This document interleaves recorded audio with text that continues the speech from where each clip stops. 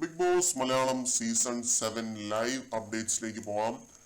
അനീഷ് കിച്ചണിൽ ചപ്പാത്തി മാവ് കുഴച്ചുകൊണ്ടിരിക്കുകയായിരുന്നു. വെള്ളം കൂടി ചപ്പാത്തി ഫ്ലോപ്പായി പോകുമെന്ന് പറഞ്ഞിട്ട് അക്ബർ ലൈറ്റ് ആയിട്ടൊന്ന് റേസ് ആവുന്നുണ്ട്. ചപ്പാത്തി കുഴച്ചുകൊണ്ടിരിക്കുകയാണെങ്കിൽ അത് ചെയ്യണം, അല്ലാതെ സ്റ്റോർ റൂമിൽ അടിക്കുമ്പോൾ അങ്ങോട്ട് പോകുകയല്ല വേണ്ടതെന്ന് പറയുന്നു. നെവിൻ വന്നിട്ട് ഒരാവശ്യമില്ലാതെ അനീഷിന് നേരെ ചാടുന്നുണ്ട്. നിങ്ങളൊരു ക്യാപ്റ്റൻ അല്ല, നിങ്ങൾ ആദ്യം അത് മനസ്സിലാക്കണം. നിങ്ങൾ വെറും ഒരു കിച്ചൺ ക്യാപ്റ്റനാണ്, കിച്ചൺ ഡ്യൂട്ടി മര്യാദയ്ക്ക് ചെയ്യുക എന്നൊക്കെ പറഞ്ഞിട്ട് നെവിൻ പോകുന്നുണ്ട്.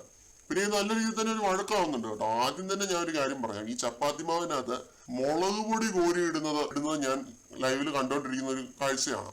ചപ്പാത്തി മാവിനകത്ത് ആരെങ്കിലും മുളക് പൊടി ഇടുമോ എന്നുള്ളതാണ് എന്റെ ഫസ്റ്റ് ക്വസ്റ്റ്യൻ. എന്നിട്ടാണ് ഈ കിടന്ന് ഡയലോഗ് അടിക്കുന്നത്.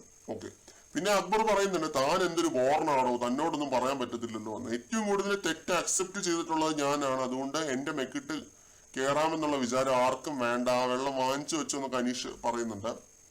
പിന്നെ അക്ബർ പ്രൊവോക്ക് ചെയ്യുന്നുണ്ട്. സ്ഥിരം പരിപാടിയാണ്, എപ്പോഴും ഒരു പോയിന്റ് എത്തുമ്പോൾ അക്ബറിന് പറയാൻ ആർഗ്യുമെന്റ് ഒന്നും ഇല്ലാതാവുമ്പോൾ അക്ബർ എടാ പോടാ പോടി സെയിം പരിപാടി തന്നെ വീണ്ടും റിപ്പീറ്റ് ചെയ്യുന്നുണ്ട്.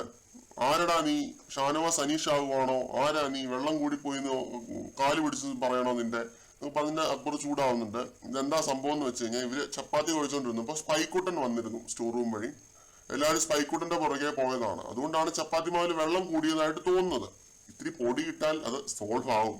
അനീഷ് അവിടെ അനാവശ്യ ഈഗോ കാണിച്ച പോലൊക്കെ എനിക്ക് തോന്നി. അതും അക്ബർ പറഞ്ഞതിന്റെ പേരിൽ മാത്രം.